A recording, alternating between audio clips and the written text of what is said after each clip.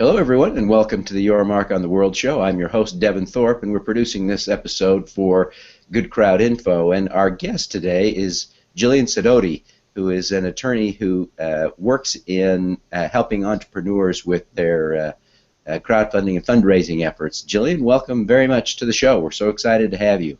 Thank you so much for having me.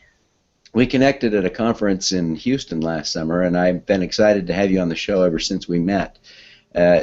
One of the things that I'm really intrigued about is about 15 months ago, 15 months ago, the SEC introduced new rules around what we've come to call accredited investor crowdfunding, the 506c offerings, where we're able to make a general solicitation, a public announcement of our deals. And yet, what has been slow to develop and for people to understand is what are the best practices, what are the rules that govern that, and so I'm so excited to have you on the show today to talk a little bit about that. Well, thanks for having me. And yeah, we've actually done a couple of those,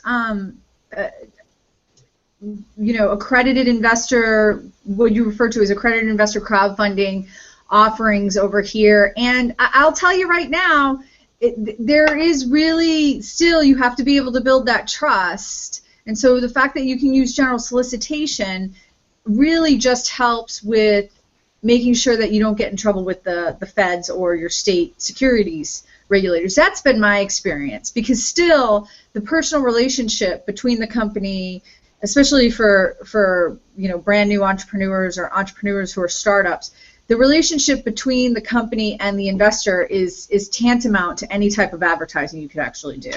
Sure. So when people make some sort of general solicitation, what is the guidance you give them in terms of what they can or should say publicly about their offering? That's a great question. Probably the first thing I start off with is there's 4 words that should never be in your general solicitation. First of all, guaranteed. You should never be guaranteeing anything. Whether you sign a personal guarantee or secure it with a piece of property or a UCC filing, there is no guarantee. So never use the word guarantee. That is a huge red flag to the state securities boards and the Securities Exchange Commission. Number 2, low risk. If you're a startup company, if you're not a blue chip or a municipal bond, as far as the SEC is concerned, you are not low risk. If you're a startup company or an incubation company or even a middle stage company, there's no such thing as low risk. There is an intrinsic risk in investing. So guaranteed, low risk, safe. Again, you're not a CD, you're not a money market account, you're not a municipal bond, so it cannot be safe in the eyes of the government. And finally, the 4th word I recommend that you never use is secure, because this can be very misleading. I work with a lot of real estate entrepreneurs, and the real estate entrepreneurs oftentimes say, well, it's secured by the property because we don't have any other debt on the property, and then they fail to record a deed of trust or a mortgage, and that makes it so that it's not really secure, and so then that advertisement is misleading as well. I also find that that type of advertisement isn't even effective. So not only is it not helpful in terms of the eyes of the law, it's not effective forms of advertising. And what form and format do you see people using effectively for advertising? Is there we're accustomed in the old school market to seeing the tombstone ads at the back of the Wall Street Journal. Sure. Is that a good model for how people should do a public solicitation, or is this a more flexible environment? Well, it's definitely a more flexible environment. Some of my more sophisticated clients who have come up with ad campaigns or have worked with marketing companies have come up with some beautiful ad campaigns. But again, what I had said in the beginning still holds true. There has to be some kind of trust built. And you may want to take an approach in your advertising to build that trust as well. So I keep deferring to real estate investors, but real estate entrepreneurs are my main client.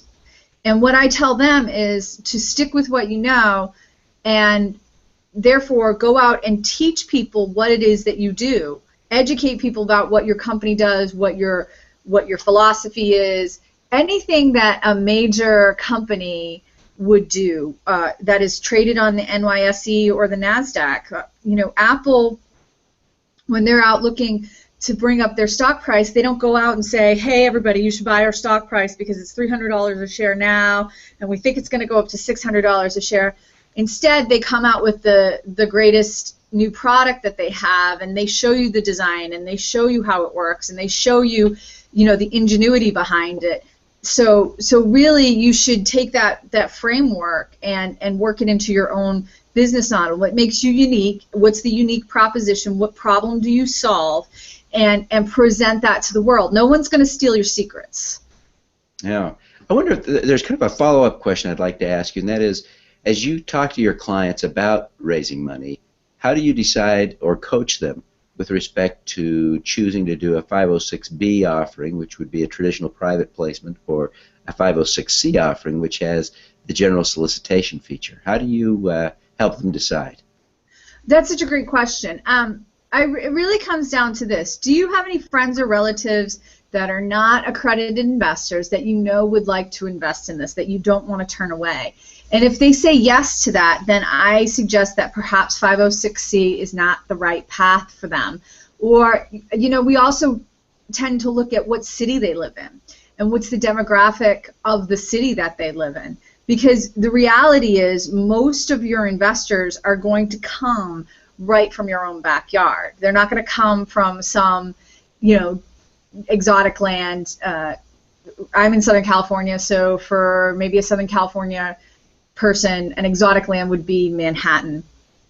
And looking for millionaires in Manhattan. Southern California is a place where a lot of people who operate here, there's a lot of accredited investors, so this makes sense as a place to go to do a 506C because you could fill up your entire offering with just accredited investors. But if you're in Detroit, Michigan, that might not make as much sense. Or Cincinnati, Ohio, the concentration of accredited investors is not as high. And you might meet some really great potential investors, but they're not going to be accredited. And if you're 506C, you cannot take their money. Yeah. That is an interesting analysis. I appreciate you taking the time to share that with us. Well, Jillian, I really appreciate you taking the time to be with us today. It's been great to get your insights on this, and really wish you continued success in your practice and the things that you're doing. So, again, we want to thank you for being here today. How can people get in touch with you if they're interested in getting your advice on something? Oh, that's a great question. It's Jillian at syndicationlawyers.com is my email address. My phone number is 323-799-1342, and I'll repeat that. It's 323-799-1342. We always give 20 minutes free consulting, so if anybody needs that. But what I really want to encourage people to do is to go to syndicationlawyers.com. We have a ton of articles, videos, free information on there, and if you're trying to figure out how to raise money or what the right offering is for you, I guarantee you'll find something on there that will be helpful to you, and it's totally free. There's nothing for even sale on there. Great. Well, thank you very, very much, Jillian. Again, we wish you the best. Thank you so much for having me, and have a great great morning, afternoon, wherever you are. All righty. Let's do some good.